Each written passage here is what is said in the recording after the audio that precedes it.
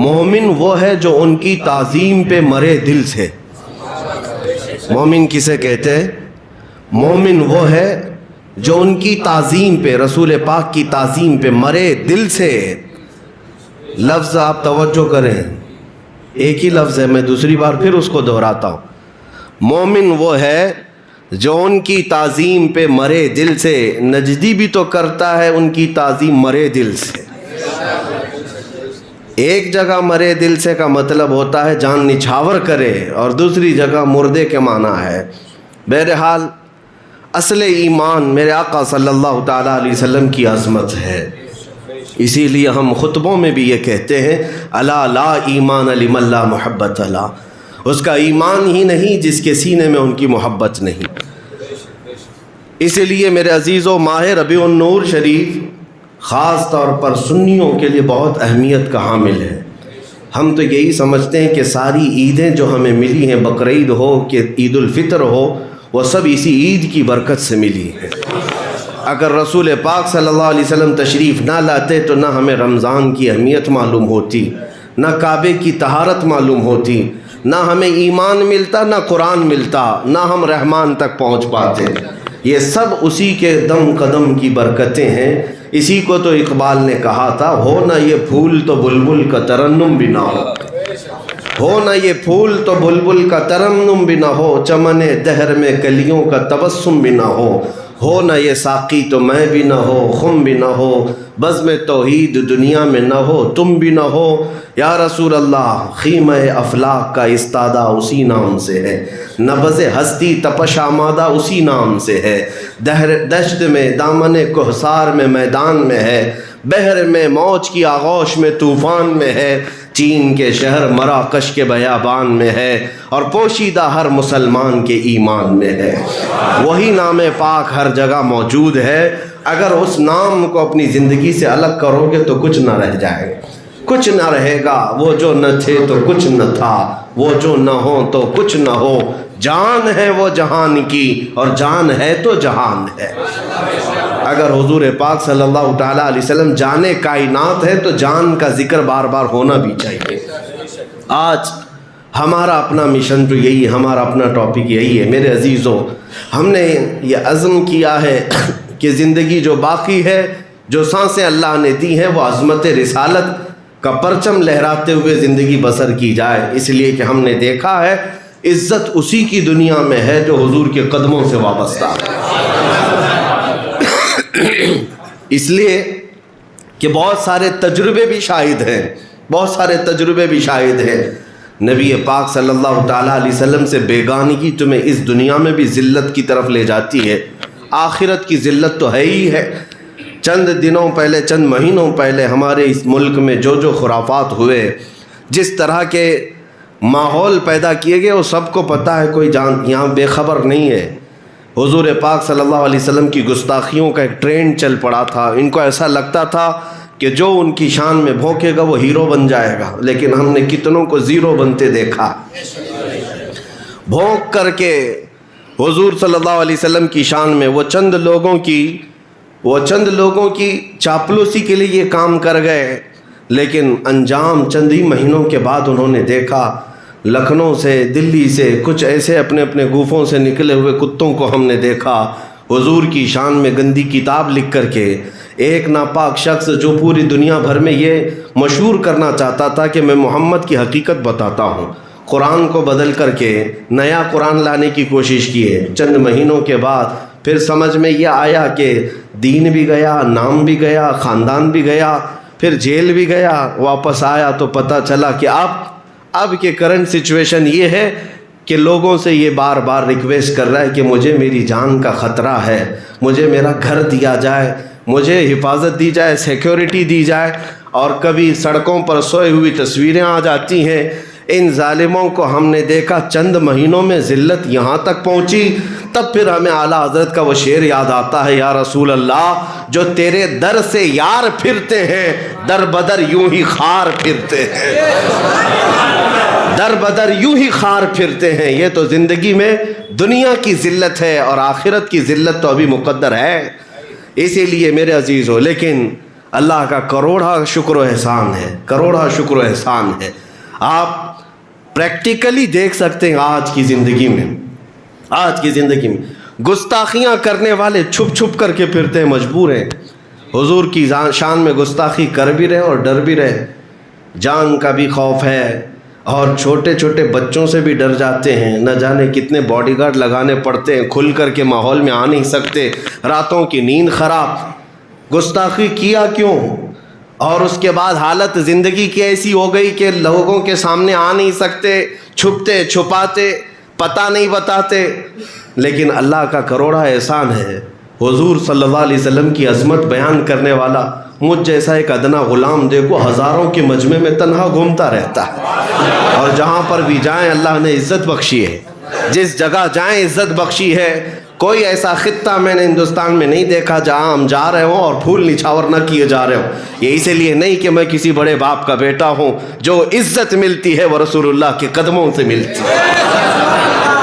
ان کی بات کرو اور ہر دل پہ راج کرو، حضور اکرم صلی اللہ تعالیٰ علیہ وسلم کی عظمت کی بات کرو، پھر دیکھو اللہ تعالیٰ کس قدر بلندیوں پر پہنچاتا ہے۔ چند مہینوں میں بہت کچھ بدل گیا، بہت کچھ بدل گیا۔ میں بھی اپنی زندگی میں بدلاؤ دیکھا، اس لیے کہ تمہارے پاس اس سے قبل بھی میں آیا، اس مسجد کی شاید اوپننگ تھی، اس وقت بھی میں آیا، شاید یہاں لوگ پہچانتے بھی نہ ہوں گے۔ اور آج یہ حال ہے کہ ہر کوئی انتظار میں بیٹھا ہوا ہے، وہ اس لیے نہیں کہ میں کوئی ابھی جلدی کوئی پارلیمنٹ کا ممبر بن گیا یا کوئی سیاسی عہدہ حاصل کر لیا، بس بات اتنی سی ہے، جب تک بکے نہ تھے تو کوئی پوچھتا نہ تھا، جب تک بکے نہ تھے تو کوئی پوچھتا نہ تھا، یا رسول اللہ تم نے خرید کر ہمیں انمول کر دیا۔ زندگی یہی ہے میرے عزیزو، زندگی یہی ہے۔ اگر رسول کریم صلی اللہ علیہ وسلم کی وفاداری میں آ جاؤ، پھر دیکھو زندگی کا مزہ ہی کچھ اور ہے۔ اور خوف اللہ تعالیٰ دل سے نکال دیتا ہے، ڈر اللہ تعالیٰ دل سے نکال دیتا ہے۔ کچھ لوگ تو مجھ سے یہ کہتے بھی، کچھ تو بہت سارے جگہوں پر میرا جانا ہوا، اسٹیجوں پر، کچھ مولوی حضرات بغل میں بیٹھنے سے بھی ڈرتے بھی ہیں کہ ان کے ساتھ بیٹھیں گے کل ہمارے اوپر بھی کیس ہو جائے گا، ہاں ہمارے اوپر بھی کوئی چیز آ جائے گی۔ میرے عزیزو، ہمارا دامن پاک ہے، ہمارا دامن صاف ہے، ہم کسی ایسی ان لافل ایکٹیویٹی میں کبھی شامل نہیں رہے، ہم دیش دروہی معاملات میں یا آتنکی معاملات میں، دہشت گردی کے معاملات میں کبھی ملوث نہیں رہے، اور ہماری کوئی خفیہ میٹنگ نہیں ہوتی، جو بھی ہوتی ہے وہ اسٹیج پر ہی ہوتی ہے۔ ہم نے کبھی چھپ چھپ کر کے میٹنگیں نہیں کی ہیں، ہمیں اس بات کا ڈر نہیں ہوتا، ہم کسی بھی جگہ پر صرف اور صرف اس سہارے سے جاتے ہیں جو ہم بات کر رہے ہیں وہ رسول اللہ کی عزت کے بارے میں بات کر رہے ہیں۔ اور اگر یہ جرم ہے کسی کے سامنے تو پھر ہم پھانسی لینے کو بھی تیار ہیں، اس لیے کہ ہمیں اس بات کا اعجاز ملے گا کہ اگر نبی پاک صلی اللہ علیہ وسلم کی عزت پر بات کرتے ہوئے دنیا سے کوئی جائے، انشاءاللہ العزیز قیامت کے دن وہ بلال حبشی اور خباب بن الارت کے ساتھ اٹھایا جائے گا، ان کے ساتھ اٹھایا جائے گا۔ ان کا جرم کیا تھا؟ مکہ والوں نے صرف ان کو اسی لیے مارا تھا نا کہ رسول اللہ کی عزت کی بات کرتے تھے۔ بہرحال میرے عزیزو، آج بہت سارے حالات ایسے ہیں، لوگوں کو اس طرح ڈرایا اور سہمایا گیا ہے، کچھ لوگ اس بات کے خوف میں ہیں کہ ان کے آگے پیچھے ان کی تقریریں سنو گے تو پتہ نہیں تمہارے ساتھ بھی کیا کیا معاملات ہو جائیں گے۔ اللہ گواہ ہے، اللہ شاہد ہے، میں اپنی قوم کو کبھی لڑائی کی طرف نہیں لے جانا چاہتا، نہ ہی کبھی حضور پاک صلی اللہ علیہ وسلم کی امت کو کسی آگ میں جھونکنے کی بات کرتا ہوں۔ آگ میں جانے کی بات آئے تو میں تنہا اعلان کرتا ہوں، پوری امت کے لیے نہیں کہ ہر نوجوان آ جائے مقابلہ کرے، میں نے کبھی یہ اعلان نہیں کیا۔ میں چاہتا ہوں امن رہے، سکون رہے، لیکن اس کا مطلب یہ نہیں ہے میرے عزیزوں کہ بزدل بن کر کے گھروں میں بیٹھا رہے ہیں۔ ہم یہ بھی زندگی نہیں چاہتے، بلکہ ہم رسول اللہ صلی اللہ علیہ وسلم کی امت کو اس حال میں دیکھنا چاہتے ہیں کہ اللہ تعالیٰ نے تمہیں اس زمین پر خیر امت بنا کر بھیجا ہے، خیر امت بنا کر بھیجا ہے، سب سے بہترین امت ہو تم، اور سب سے بہترین امت کا کردار ادا کرو۔ اور حضور اکرم صلی اللہ علیہ وسلم کی غلامی میں آنا یا اسلام میں آنا کوئی جرم ہے جو تم ٹوپی چھپا کر، داڑھی چھپا کر یا اپنی گردن جھکا کر چلو گے؟ نہیں، اسلام میں آنا یہ سب سے بڑے فخر کی بات ہے، سب سے بڑے فخر کی بات ہے، اس لیے کہ اللہ نے میری پیشانی کو ایرے غیرے کے سامنے جھکنے سے بچایا. ہماری پیشانی جھکتی ہے تو صرف اس کی بارگاہ میں جس نے خود ہمیں پیدا کیا. ہم اس کی بارگاہ میں پیشانی جھکاتے ہیں. کیا یہ تمہارے لیے اعزاز نہیں؟ کیا یہ تمہارے لیے عزت کی بات نہیں؟ اللہ نے سارے ناپاکیوں سے تمہیں پاک کر کے یہ دین دیا ہے. یہ مذہب اسلام تمہیں اللہ تعالیٰ نے کس قدر انعام میں دیا. تمہارے پاس کوئی بھی ناپاک چیز نہیں. تمہیں کہا بھی گیا کہ پاک چیزیں کھاؤ, پاک چیزیں پیو, کلوا من طیبات ما رزقناکم. تمہارے لیے ذرا برابر بھی ناپاک چیز اللہ نے حلال نہیں رکھی. حتیٰ کہ چوری ڈکیتی تو دور کی بات ہے, جس چیز سے ہلکا نشہ آئے وہ بھی تمہارے لیے حرام کر دیا گیا. کیوں؟ تم پاکیزہ قوم ہو. اللہ تعالیٰ کی طرف سے حضور اکرم صلی اللہ علیہ وسلم کی امت کے لیے چنے ہوئے ہو. تمہارے جسموں کو پاک رکھا گیا. آپ دوسری جگہ پر جا کر کے دیکھ لیں, طہارت کے مسائل اتنے کسی بھی جگہ پر نہیں ملیں گے جتنے آپ کو مذہب اسلام میں ملیں. طہارت کے مسائل, ارے کوئی چیز چھوٹی سی پیشاب کا قطرہ لگ جائے تو کیا کریں, پکانا لگ جائے تو کیا کریں. فقہ کی کتابیں اٹھا کر کے دیکھیں آپ, ہر جانور کے متعلق اس میں مسائل لکھے ہوئے ہیں. کبوتر کی بیٹ لگ جائے, چڑیا کی بیٹ لگ جائے, چوہے کی بیٹ لگ جائے, یا کسی جانور کا, بڑے حرام جانور کا پکانا یا اس کا تھوک لگ جائے, ہر ایک کے لیے مسائل کیا کیا ہیں. پوری کتابیں لکھی ہوئی ہیں اس پر, پوری کتابیں ہیں. تمہارے آستین پر لگ جائے, تمہارے جبے پر لگ جائے تو پاک کیا ہے. عزیزان گرامی, آپ اندازہ کرو کہ تمہیں اللہ تعالیٰ پورا کتنا پاک رکھنا چاہتا ہے. ان اللہ یحب التوابین ویحب المتطہرین. قرآن میں اللہ فرماتا ہے وہ پاک لوگوں کو پسند فرماتا ہے. تم پاکیزہ قوم ہو, اور اتنا ہی نہیں, تمہارے کپڑوں کو بھی پاک. آج تک مجھے بتاؤ ان مسجدوں کو ہم کس قدر ستھرا رکھتے ہیں, جتنا اپنے گھروں کو بھی نہیں رکھتے. کیوں؟ یہاں ہماری پیشانیاں جھکتی ہیں. حتیٰ کہ اگر مسجد میں بیٹھا ہوا کوئی بندہ اپنی آنکھ کا کیچڑ یا ناک کا کیچڑ نکال کر مسجد میں ڈالے تو اس کو بھی حرام قرار دیا گیا. فرمایا گیا کہ مسجد کو اتنی ہی تکلیف ہوتی ہے جتنا تمہاری آنکھوں میں جانے سے کچرا جانے سے تکلیف ہوتی. مسجد کو تکلیف ہوتی ہے کوئی کچرا بھی ہلکا سا ڈالتے ہو. یہ زمینیں اللہ نے تمہارے پاک رکھا, یہ زمینوں کو اللہ نے تمہارے لیے پاک رکھا. تمہارا لباس پاک, تمہارا رزق پاک. یہاں تک کہ تمہیں زندگی گزارنے کے لیے یہ نہیں کہا گیا جس کو بھی دیکھو جنگل کی طرح جاؤ, عورتیں پکڑو اور اپنی عیش کرو. نہیں, وہ بھی ایک حلال راستہ دیا گیا. جو تمہیں پسند آئے اس کے ساتھ نکاح کرو اور زندگی گزارو, اولاد ہوں. یہ حلال راستہ تمہیں دیا گیا. نہ تمہیں زنا کی طرف بھیجا گیا, نہ شراب کی طرف بھیجا گیا, نہ تمہیں جوئے کی طرف بھیجا گیا. یہاں تک کہ مال کو بڑھا کر کے لینے کی بھی اجازت نہیں دی گئی. یہ تمام چیزیں کس بات کی علامت ہے معلوم ہے میرے عزیزو؟ اللہ نے آپ کو خیر امت بنایا. جب اتنے پاکیزہ دین میں ہو تو سر جھکا کر کے نہیں, سر اٹھا کر کے جیے.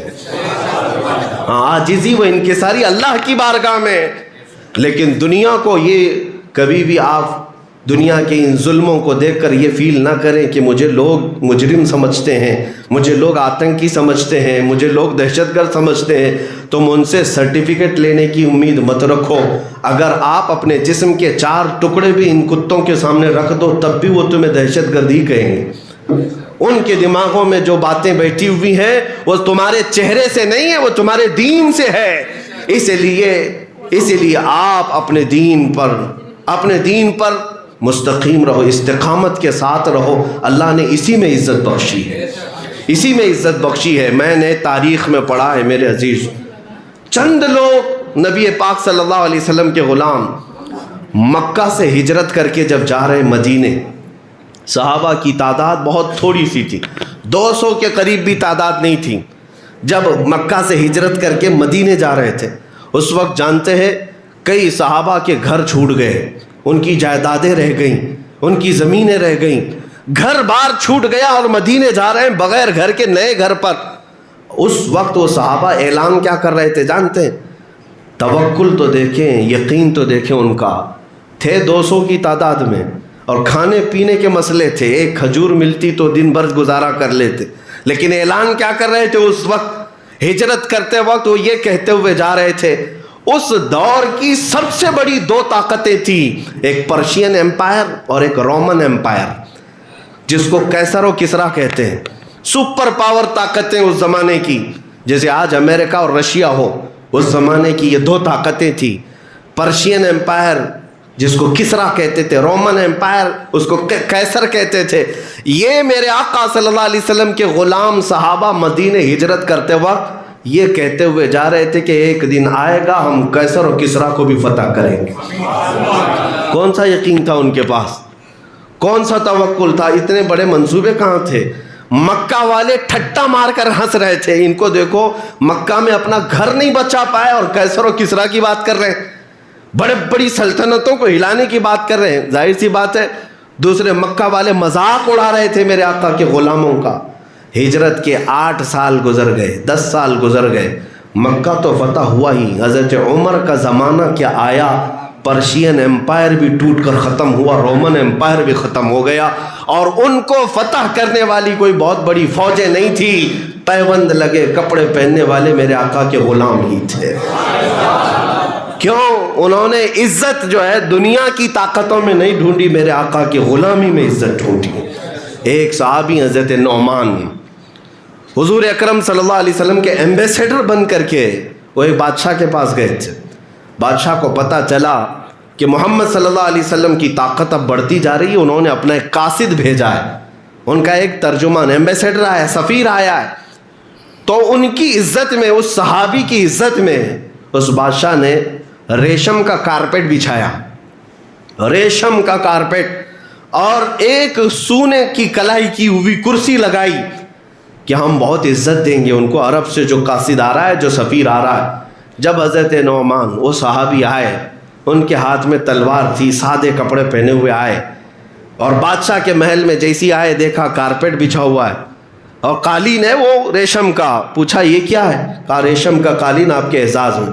انہوں نے تلوار سے اس کو پھاڑ دیا اور کہا میں اس پر نہیں چل سکتا، میں زمین پر چلوں گا۔ اور اس کے بعد چلتے ہوئے آئے، کرسی سونے کی کلائی کی ہوئی رکھی ہوئی تھی، تو اس کو دیکھا، دیکھتے ہی اس کو ٹھوکر مار کر الگ کر دیا، کہا میں لکڑی کی کرسی پر ہی بیٹھوں گا۔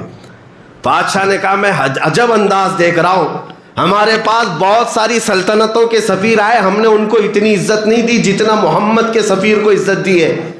آپ کے لیے ہم نے ریشم کا کارپیٹ بنایا، وہ اپنے تلوار سے پھاڑ دیا، اور سونے کی کلائی کی ہوئی کرسی کو آپ نے ٹھوکر مار دیا۔ یہ آپ کا ایٹیٹیوڈ ہے، آپ کا غرور ہے؟ اس صحابی نے کہا نہ، مجھے غرور نہیں، نہ ہی تکبر، نہ ہی ایٹیٹیوڈ، بلکہ میں اس ریشم کے کارپیٹ پر اس لیے قدم نہیں رکھا کہ میرے آقا صلی اللہ علیہ وسلم نے اس کو حرام قرار دیا۔ مردوں کے لیے ریشم حرام ہے، اور سونے کی کرسی پر اس لیے نہیں بیٹھا کہ یہ تکبر کی علامت ہے۔ میرے مصطفیٰ صلی اللہ علیہ وسلم زمین پر اور ہلکی چیزوں پر تشریف فرما ہوتے، اور مردوں کے لیے انہوں نے سونے کا استعمال حرام فرمایا ہے۔ میں اپنے نبی کا غلام ہوں، جس جگہ بھی رہوں گا انہی کی ڈیوٹی پر رہوں گا۔ یہ عزت دیکھی بادشاہ کے محل میں۔ جانتے ہیں میرے عزیزو، آپ کے اس اپنے دین پر جمے ہوئے ہونے کی وجہ سے وقت کا بادشاہ بھی دائرہ اسلام میں داخل ہوا۔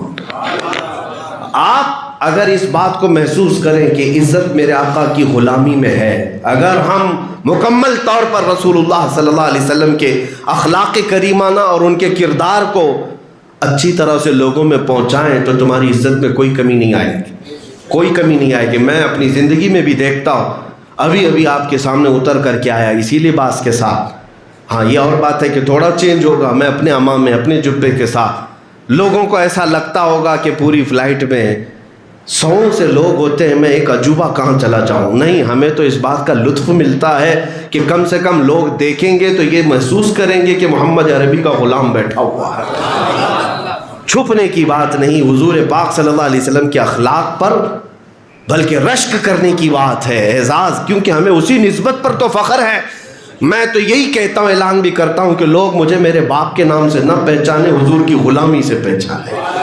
اپنا مقام اتنا بناؤ کہ آپ کا انٹروڈکشن جب ہو، آپ کا تعارف جب ہو، تو حضور پاک کی غلامی سے کیا جائے، نبی پاک صلی اللہ علیہ وسلم کی غلامی سے کیا جائے۔ ابھی آپ کے سامنے خطیب و امام مجھے بلا رہے تھے، یہی کہہ کر کے ناموس رسالت کی حفاظت کی خاطر، باقی اور بھی بہت کچھ ہوگا، میں کہیں کا پڑھا ہوا حافظ بھی ہوں گا، کہیں کا پڑھا ہوا عالم بھی ہوں گا، کہیں کا پڑھا ہوا مفتی بھی ہوں گا، وہ ساری چیزیں اپنی جگہ پر ہے، لیکن اگر ہمارے اعزاز میں حضور کی غلامی آتی ہے تو یہ زندگی کی معراج ہے۔